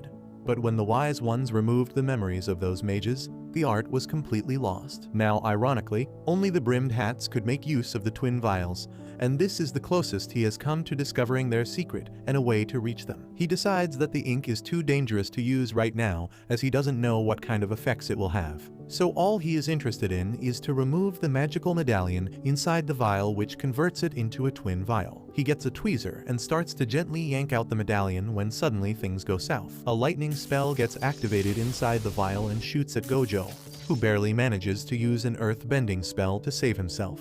But that wasn't enough. Suddenly, the entire vial starts overflowing with a very strong current of water, which completely fills the little silo that he created, completely drowning him, and Gojo realizes that he made a mistake. He didn't realize that he can't use magic underwater, which leaves him completely defenseless, while a lightning bolt shocks the water, and this time Gojo had no way of safeguarding himself. The water starts disappearing inside the vial once again, and Gojo is dropped to the ground stunned, and when he looks up, he spots a brimmed hat looking down at him eerily. The brimmed hat casually grabs the vial from the ground, and while Gojo tries to reach for the vial, the brimmed hat destroys the vial in her hands, shattering it completely before disappearing in an instant, leaving Gojo stunned on the ground, as he doesn't want to believe that he just lost his golden opportunity to understand the brimmed hats and the magic that they use. The next morning, both Gojo and Coco are tired and yawning at the breakfast table, while Agate tells Coco that she needs rest as she is pulling all-nighters to train herself. Gojo again started to drift off to sleep, so he decides to make some tea. But when he grabs the kettle, it falls down to the ground and shatters. He realizes that his fingers are still numb from the lightning strike yesterday, so she tells the girls to go and have fun while he goes out and picks some more leaves for the tea. Coco in the meantime pulls Agate aside and hands her the shoes that she borrowed so long ago. Agate is confused and realizes that this is what's keeping Coco up at night. Coco claims that it's not as good as it was before, but she tried her best. Agate doesn't understand Coco, as she forced Coco to take the exam, and yet Coco didn't utter a single word about it to Gojo. Coco claims that yes, she forced Coco into the first test, but it was Coco's choice to follow through, and without that push, she might have never done that. Before she could say anything else though, Coco collapses on the floor and Agate realizes that she is burning up. She immediately rushes to find Gojo and runs into him while he was picking leaves. They both fall down the hillock while Gojo quickly uses his own magic to regain control. Agate claims that Coco is sick, so Gojo quickly heads back with her and picks Coco up before returning to the island town of witches to find a hospital. He arrives in the town and realizes that he doesn't know the area too well,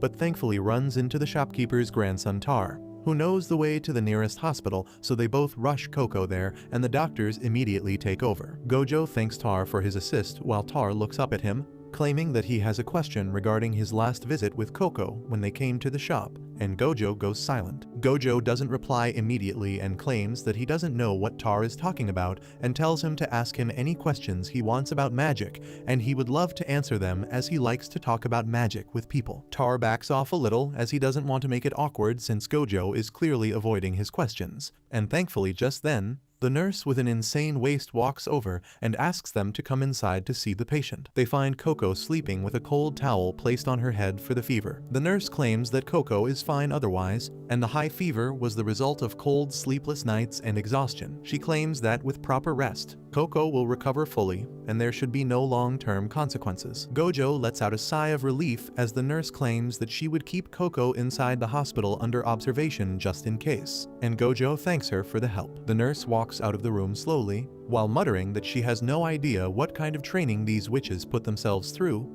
but the girl is still a child and the adults around her should be more careful and attentive about her health. Gojo thinks about what the nurse said and realizes that she is correct, as he hasn't been able to give the kids the attention that they require lately, and apologizes to Coco for his mistake. He takes out a parchment and draws a water sigil before blowing on it softly. The water immediately dissipates in the air, turning the room slightly colder, which immediately relieves Coco a little, who sleeps more easily after that. Tara seems confused and asks Gojo why the hell would she overwork herself to the point of collapse. But Gojo replies that sometimes people who are new in a world try to overcome their shortcomings by overcompensating for it. Even though Coco might look happy and cheerful on the outside, they have no idea what kind of guilt and insecurities she is dealing with every day. Tar is a little surprised by that admission and immediately wonders whether Coco is the girl who is the outsider that everyone is talking about recently. Gojo turns to him and acknowledges that he heard Tar's question about the light in the shop, but claims that they should talk about it some other day, as this is not the best time. Tar nods his head,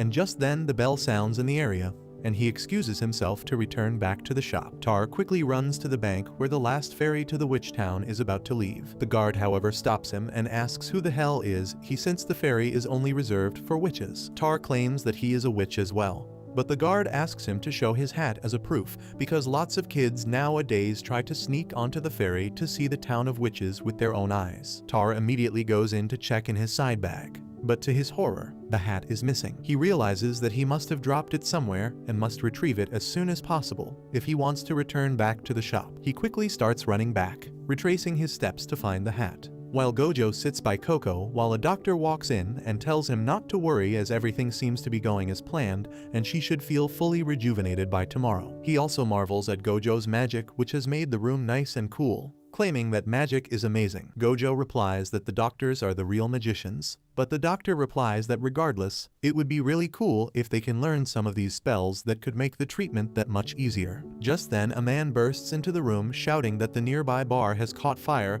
and he needs a doctor there as soon as possible, since there are many people injured with burns all over their bodies. Just then, he spots the water droplets floating in the air, and he realizes that Gojo must be a witch. He immediately grabs Gojo, claiming that they need a witch who could use magic to stop the fire, but Gojo claims that he can't leave right now as he is looking after one of the patients. But thankfully, Coco wakes up just at the nick of the moment and tells Gojo that he should go, as this is the job of the witches to help the people in need. Gojo leaves with the rest of the people and runs towards the bar, crossing by Tar, who is still looking for his hat. Tar enters the hospital and walks into the room where Coco is finally spotting his hat on the ground. But just as he was about to pick it up, he realizes that Coco is sleeping fitfully and shakes her a little. Coco opens her eyes and seems to be relieved to see Tar near her. He asks where all the nurses and the doctors are, and Coco replies that they all went to put out the fire at a nearby bar. Tar rushes over to the window to see the fire, but realizes that Coco's cold seems to be getting worse. He immediately decides to put his knowledge to work and climbs up on the stool to look into the doctor's cabinet to find the medicine which could be used to soothe her fever.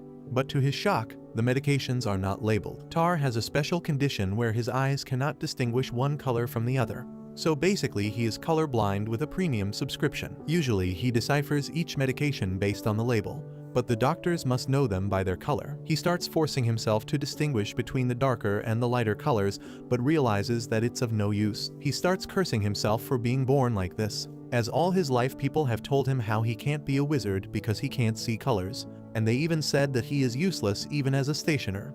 But because he was good at carving pens, his grandfather decided to teach him how to be a stationer. He thinks about how he knows everything about these medications, but just because he can't see the color, He can't figure out which vial contains what compounds and can't help anyone. While he was spiraling, Coco tugs at his robe from behind and tells him not to worry too much. So Tar snaps out of it and immediately uses the water channeling device to give Coco some water, which makes her feel a little better. Just then, an idea strikes his mind. All these vials have ingredients that are mixed with water. If he extracts all the water out of it, he can actually isolate each ingredient and find the one that he is looking for. He sucks out all the water from the vials using the device, and after that checks each vial closely for shine, smell and form to finally shortlist down to 3 vials, which are all ingredients in powdered form. But as all 3 of them have no smell, the only way he could figure out the ingredient that he wants is on the basis of their color.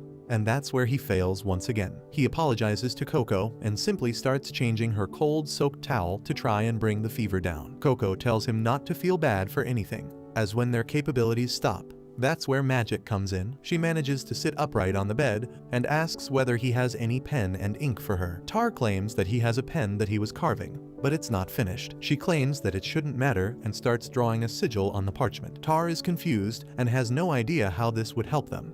But Coco tells him that this is the inverse of a spell which turns solid things into dust. So if they inverse it, they can turn powder into solid things, which Tar can recognize. The plan seems to be solid, and Coco somehow manages to complete the sigil and tries it on one of the vials. But because of her sickness, she wasn't able to make the sigil uniform, and it was all wobbly. As a result, the final product that they got was all deformed as well. She immediately goes back into her blanket out of shame, claiming that she can't even do the most basic things correctly.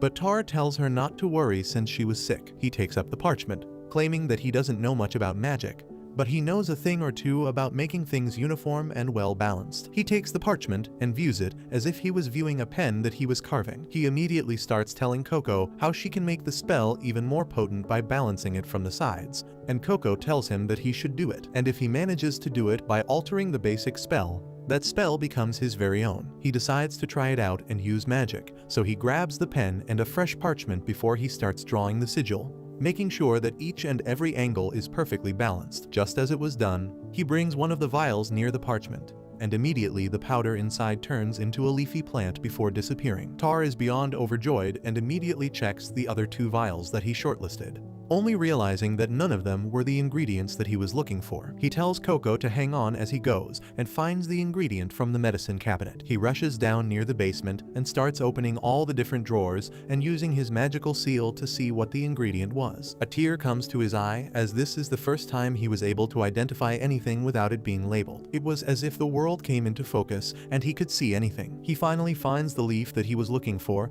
but just then a voice sounds from behind, and it turns out to be the old nurse with that insane waist. She takes him back up to Coco's room and tells him that he shouldn't fiddle with medicine on his own, as a medicine could be something that cures and something that kills if used incorrectly. However, she does admit that the leaf that he chose was the correct one. She turns to him and asks whether he has any interest in becoming a doctor, but notices the hat in his hand, realizing that he is a witch's apprentice. By the time Gojo returns to the hospital room, he thankfully finds both Tar and Coco sleeping together blissfully, as Coco's fever seems to have gone down. A couple hours later, Coco finally wakes up, and she feels amazing as her fever is no longer troubling her and she can actually breathe properly. She thanks Tar for his help, but he claims that she is the one who helped him by teaching him how he can use magic to help himself. Later that morning, Tar's grandpa comes to this side of the city to find him as he didn't return last night, and Gojo explains everything that happened. With that, Tar and his grandpa start returning to the witch town, while he promises Coco that he is going to make a pen for her and deliver it to her himself by using his own magic. Gojo takes Coco back to the workshop and on the way asks her whether she will be able to sleep normally now, and Coco claims that she has found a new ray of hope and will be able to sleep peacefully. Now that she knows that drawing inverse sign can reverse a spell, that means that she can simply draw the inverse of the forbidden spell that got her mother and free her once again. By the time they reach back to the workshop, they find the rest of the kids waiting for their arrival. A few days later, Coco succeeds in drawing a magical seal that can make an orb of light come out. She is delighted that she can finally do it, and Gojo praises her. saying that she has learned to draw her spells really well. Coco replies that there are still many spells she is not confident in, and she feels that she will fail on those seals. Gojo tells her that the spells she can complete consistently and draw without much effort are her speciality. Coco's eyes widen with wonder as she realizes that she has a speciality, and Gojo explains things in more detail to her. He points out that she is better at drawing spells that use more straight lines, while she struggles with spells that have more curves in them. He reminds Coco that the first time they met, she was drawing straight lines while cutting cloth, and that must be the reason her straight lines are so good. Gojo tells her that realizing what spells are her speciality will boost her confidence when she is going through tough times. Coco looks at the parchment in her hand once, and then begins exclaiming loudly that her speciality is straight lines. She gets ready to draw more straight lines to march straight towards a successful future, but Gojo immediately stops her. He tells her that she will master her speciality spells without even trying, so she should redirect her efforts to the spells which she has trouble learning. He drops a thick stack of books in front of her, saying that she might discover new specialities as she studies, and Coco feels overwhelmed on seeing the books. However, as she starts reading the book and observing the casting seals, she is mesmerized. Now that she understands how the seals work, she is even more impressed than before. She gets really focused on understanding the seals and realizes that the people who made them were real geniuses. She asks Rich if she would like to look at the spells with her, but Rich immediately turns down her offer, saying that she only likes to draw and not to read books. However, Coco doesn't understand that she is in a bad mood and keeps trying to get her attention, which irritates Rich even further. Gojo tells Rich that training her hands isn't what magic is all about, and looking at advanced spells of other people will help her a lot. Rich gets pissed on hearing that and yells that she doesn't want to look as she draws a seal that activates violently and creates sharp ice crystals on her table. Gojo immediately goes to check up on her and finds that luckily, she is not hurt. He tells her that she should not cast when she is upset because that is really dangerous, but Rich runs away and Coco follows after her. As they leave, Rujo gets up from his sleep and says that students who don't want to learn and don't listen to their teacher will not get anywhere. Meanwhile, Coco chases after Rich, apologizing for acting too enthusiastic earlier. However, when she enters the living room, she finds that Rich is not there. Coco thinks that she must have gone to her bedroom, but the furry snake rolls on the ground to tell her that it knows where Rich is. It runs into the big pot nearby, and as Coco tries to catch it, she falls into the pot and gets sucked into it. She comes out on the other side, which is a narrow cave with grass and moss all over it. Coco wonders where she is and where her pet went when suddenly, she sees light coming from around the corner. She crawls towards the light and comes into a wide open space with crystal ribbons hanging from a wire and Rich sitting on a chair made from the shell of a giant walnut. Rich tells Coco that she didn't give her permission to enter her place, and Coco apologizes, saying she was just following the furry. She then starts geeking out over the pretty crystal ribbons, and Rich says that she created them using an original spell, but she doesn't have a name for them yet. Coco continues obsessing over the ribbons, so Rich tells her she can take one if she likes.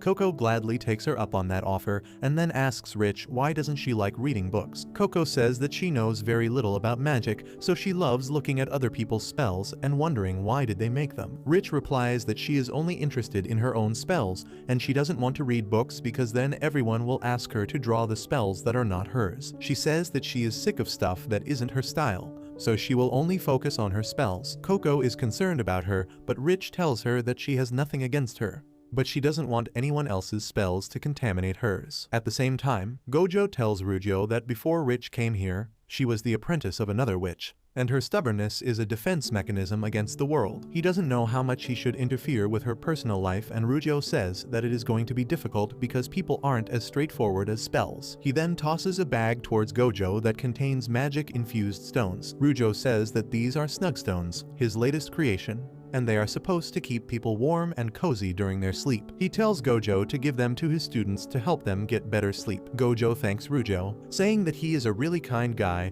but he can only express that kindness through magic and not through his words. Rujo immediately gets defensive on hearing this and says that he is not a kind guy and he just wants feedback from the students because he plans to sell the snugstones later. With that, Gojo looks at the pouch and tells Rujo that he gave him one extra snugstone. Rujo replies that 4 of them are for the girls, but the 5th one is for him because as a teacher, he should lead his students by example. After Rujo leaves, Gojo gets a letter, and a few minutes later Agate returns to the dorms. Gojo tells her that she returned at the right time because he just got a letter from the Great Hall and they have decided a date for her second test. Agate is really excited about the test and asks about the date, and Gojo tells her that it will be held 3 days later in the Serpentback Cave. 3 days later, the girls go to the location of the test, and while Rich sleeps, she recalls a scene from her childhood. She was working on the crystal ribbons when her elder brother Riley came there and praised her pretty ribbons. Rich was startled and immediately crumpled and threw away the ribbon. But even as a ball, she found it quite pretty. She asked her brother if the ribbon ball was pretty too, and he hugged her, saying that he loved her original spells and asked her to never stop working on them. However, he walked away with that, and no matter how much Rich called him, he didn't stop. She suddenly wakes up with that and realizes that this was just a dream. Soon, everyone is at the test site and Agate is pissed at Rugio and his snugstones that made her sleep so good that she couldn't practice on the way. Gojo tells her to calm down because everyone always feels that they should have prepared more for the tests, but they should just approach it as themselves. He offers her some food, saying that she should learn from the test so that she can do better the next time, and Agate gulps it down as she declares that she will pass it on the first try itself. Just then, a master witch named Kukroff comes there, and he is really impressed by Agate's confidence. He wishes that his own apprentice Uini has failed the second test twice, and he has no confidence that he can pass it this time either. He wishes that he could exchange this underconfident loser for someone like Agate, but Gojo takes offense to that. He tells Kukroff that this is not soccer, that students can be traded between witches mid-season. However, Kukroff still wishes that they had rules like that because he can't find a way to fix his student. Gojo tries to talk back to him, but suddenly, the timid Uini stands up for his master and says that whatever he said was true. He accepts that he is a worthless loser who has brought shame upon his teacher and then starts nervously scratching his hair. Just then, they hear a voice, saying that she is late because there was a lot of traffic on the way. Coco turns around to see who else is here, and her eyes widen in awe as she sees a giant furry snake talking to her. Gojo tells her to look at its hat because it is a full-fledged witch, and that confuses Coco because she knows transformation magic is forbidden. The witch explains that she has not transformed into the furry snake. Instead, she is using a special cloak that makes it appear like she has turned into a monster. She removes the cloak and reveals herself to be a tanned mommy witch named Alara, who is going to oversee the second exam. Gojo is happy to see Alara because he knows her well, and she is pleased to see him too. She looks at Coco and asks if he has brought all his students along, even though they are not going to take the test.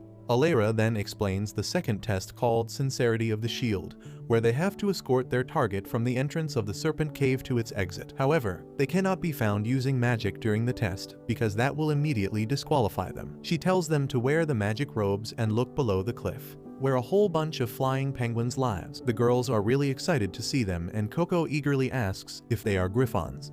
Alara tells her that these are Mirfins, a relative of griffons who live near water. She then explains that the Serpent Cave used for the second test is a ruin from a chaotic age of magic, and it is basically a maze where you are in danger if you get away from the path. Agate understands that the Mirfins are their targets, and they have to protect them from the magic of the cave. Agate gives her the full marks for that deduction and says that humans rarely use the cave, but many animals do, especially Mirfins that have a breeding ground on the other side. She then jumps down, using the power of the robe to turn into a big Mirfin, and tells the students that every year, witches help the young Mirfins to safely make the trip through the caves for the first time.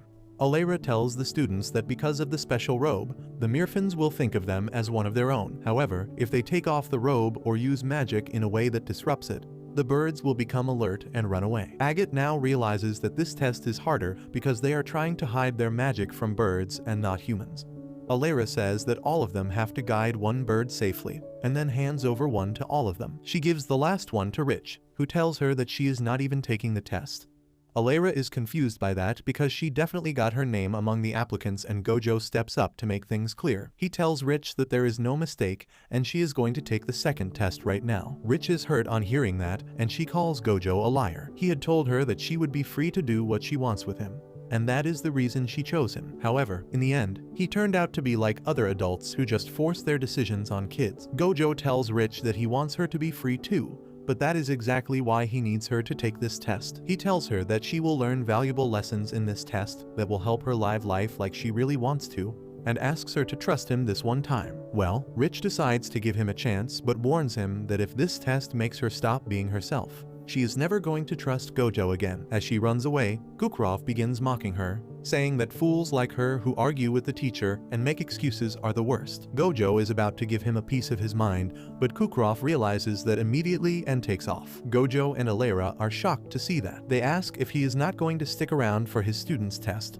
but Kukroff says that he is not even interested in the boy, just like his dad wasn't interested in looking after him. He then takes off, leaving Yulini to himself. Gojo tries to talk to the boy, but he is a nervous mess and runs away, saying that he will do his best. Soon, everyone gathers in front of the cave's entrance, and as the merfins rush inside, Alera gives the participants their cue to follow them. They run ahead with their baby bird by their side, while Gojo and others watch them. Gojo then tells Coco and Tesha that he will give them a history lecture about ancient ruins while they have a late breakfast. At the same time, Alera and others reach the cave that has the most royally screwed pathway ever. They don't know how they are going to pass through it, and Alera tells them that this is what the test is all about. But that's where this video ends. Remember to like and subscribe to the channel. Thanks for watching, and I'll see you next time.